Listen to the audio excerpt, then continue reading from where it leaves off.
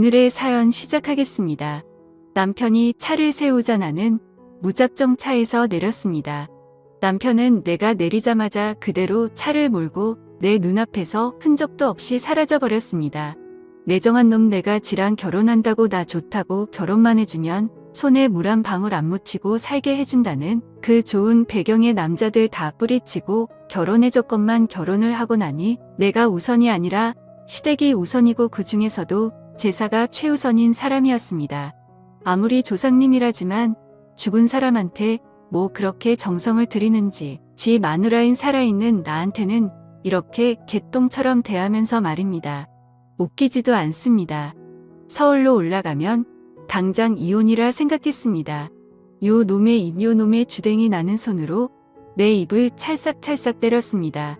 오밤중에 낯선 도로에 지갑이나 핸드폰도 없이 몸만 내쫓겨 오고 가도 못하는 신세가 된 것입니다. 아무리 화가 나도 이성적으로 내 핸드폰과 지갑이 들어있는 가방을 가지고 내렸어야 했는데 밤새 걸어서 서울까지 가야 하는 건가 생각하니 내 신세가 처량했습니다. 모든 일의 화근은 내 입에서 시작되었습니다. 그냥 입 닫고 조용히 갔으면 지금쯤은 집에서 편하게 발 닫고 잠이나 자고 있을 텐데 속이 부글부글 끓어도 끝까지 참았어야 했는데 남편이란 작자가 어떤 사람인지 모르는 것도 아니고 한두 번 당한 것도 아닌데 나는 오늘도 홧김에 성질대로 하다가 남편의 복수에 제대로 당했습니다. 밤이 늦어 도로에 운행하는 차도 없고 길눈이 어두워 여기가 어디쯤인지 얼마나 더 가야 집에 도착할 수 있는지도 모르는 상황에서 남편 욕밖에 안 나왔습니다. 나쁜 놈이 가란다고 진짜 가냐? 싶더군요. 한참을 걷다가 지쳐 길가에 앉아있던 나는 멀리서 반짝이는 불빛을 보고 히치하이킹을 해야겠다고 생각하고는 벌떡 일어났습니다. 10톤 트럭이었습니다. 평소 저런 큰 트럭도 한번 타보고 싶긴 했는데 이런 식으로 타고 싶은 건 아니긴 했는데 그러나 찬밥 더운 밥가를 처지가 아니었습니다. 설까 싶었지만 간절한 마음으로 머리 위로 손을 들어 마구 흔들었습니다. 그러나 그 차는 나를 그냥 쌩 지나쳐갔고 이런 나쁜 놈아, 너도 내 남편이랑 똑같은 놈이다. 저는 트럭에다 대고 고래고래 소리를 질렀습니다. 끼익 저만 취해서 트럭이 멈춰 섰습니다. 설마 나를 태워준다는 건가? 저는 냅다 뛰어 트럭으로 가 차 문을 열고 조수석으로 올라탔습니다. 고맙습니다. 아까 뭐라고 하는 것 같던데 뭐라고 한 거요? 아하, 아닙니다. 혹시 어디로 가세요? 나는 서울 양천구로 가는데 어디로 가셔? 그럼 가는 길에 저 강남 가는 길 위에 좀 내려주실 수 있을까요? 뭐 서울 들어가면 내려줄 테니 거기선 알아서 가시오. 네, 정말 감사합니다. 근데 핸드폰 지갑 하나도 없어서 돈도 좀 빌려주실 수 있으세요? 뭐 이렇게 없는 게 많고 해달라는 게 많아. 배고프니 밥도 사달라고 하지 그래? 사실 춥고 배도 고프긴 한데 히터 먼저 좀 틀어주실 수 있을까요? 참, 난 밤새 달려야 해서 히터 틀면 졸려서 곤란한데. 전 밖에서 한참 떨었더니 애처로운 눈길로 쳐다보자 트럭 운전사는 그럼 히터 틀고 길가에 한잠 자고 가야겠네. 안 그래도 나도 졸리던 참이었는데. 그렇게 우리는 도로가에 있는 졸음 쉼터에서 트럭을 세우고 트럭 안에서 눈을 감고 잠을 청했습니다. 저는 기분이 싱숭생숭했습니다. 낯설고 좁은 공간에서 외간 남자와 둘이 밀접해 있으니 잠도 오지 않고 가만히 있기가 힘들어 이리 뒤척저리 뒤척했더니 트럭 운전기사는 실눈을 뜨고 나를 보더니 잠 좀 잡시다 했습니다. 잠이 안 와요. 왜요? 외간 남자랑 있으니 긴장돼서 그런가 봐요. 털끝 하나 손도 안 댈 테니 걱정 마시오. 그게 더 기분 나빠요. 내가 매력이 없나 싶고. 참, 차 태워줘. 돈도 줘. 히터 틀어줘. 이제는 그래, 너 이쁘다 얘기까지 해줘야 돼? 이런 대책 없는 사람은 또 처음일세. 또 뭐가 더 필요한지 얘기해봐요. 드러나 봅시다. 그럼 이렇게 해주세요.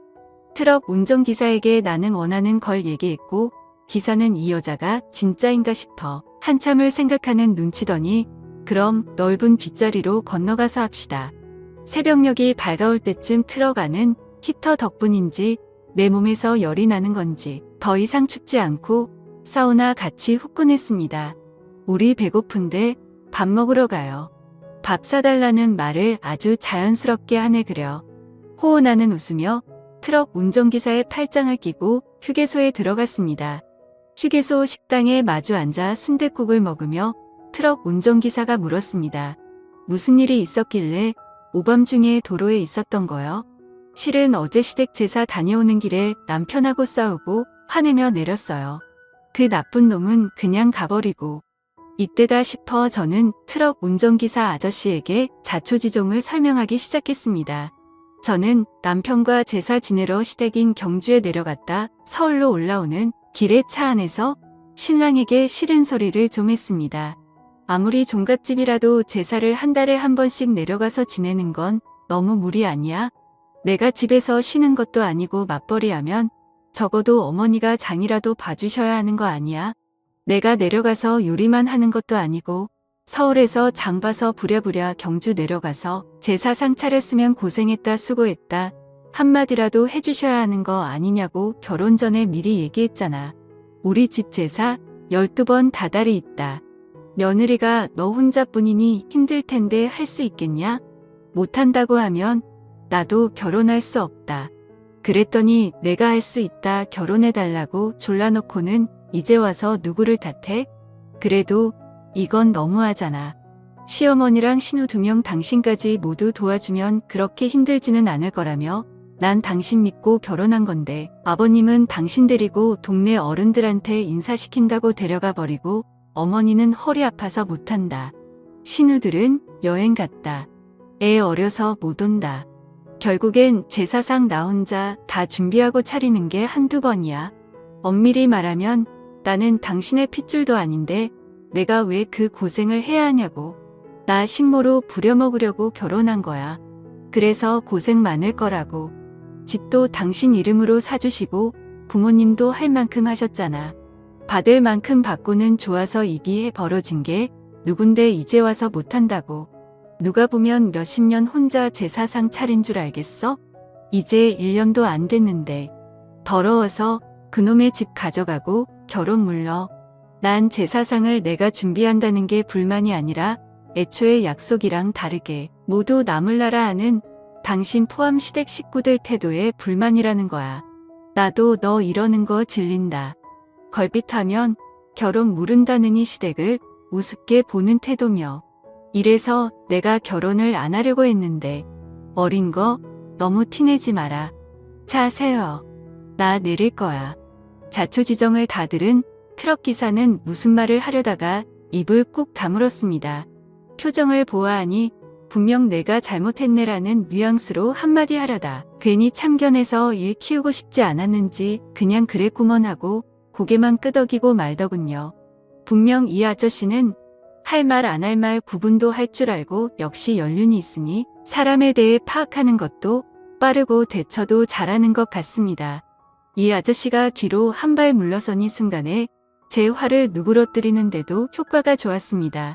그러니 남편과 달리 부딪히지 않았습니다.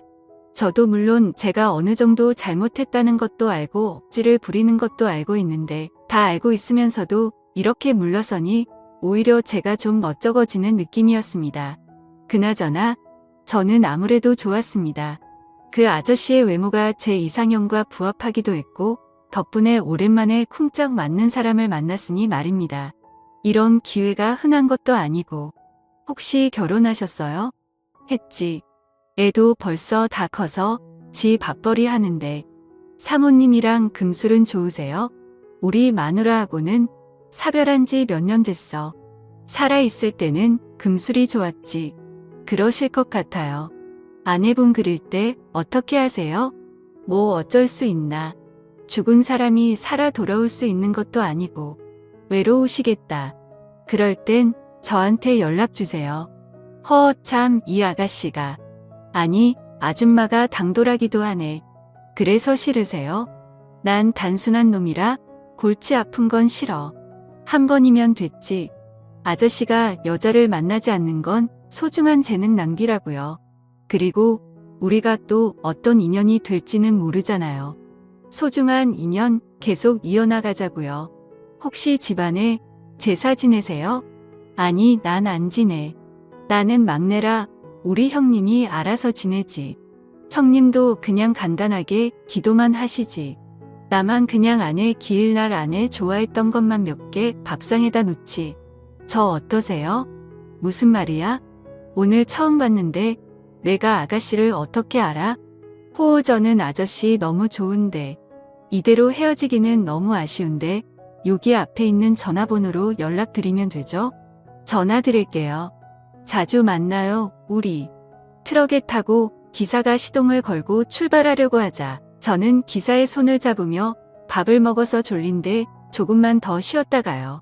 라고 말했고 트럭은 졸음 쉼터에서 한참을 서 있다 지나가는 차량이 많아지자 그제야 서울로 출발했습니다. 서울로 출발하는 트럭에서 저는 곤히 단잠에 빠져들었습니다. 그 이후로도 저는 제사 때문에 남편과 여전히 티격태격하고 있고 그럴 때마다 트럭 운전기사 아저씨한테 신사 한탄을 늘어놓으며 만남을 이어오고 있습니다. 남편과는 몇십 년이 지나야 서로 맞춰가고 서로의 의견이 수그러질 것 같은데 그때까지 결혼 생활을 유지할 수 있을지 모르겠어요.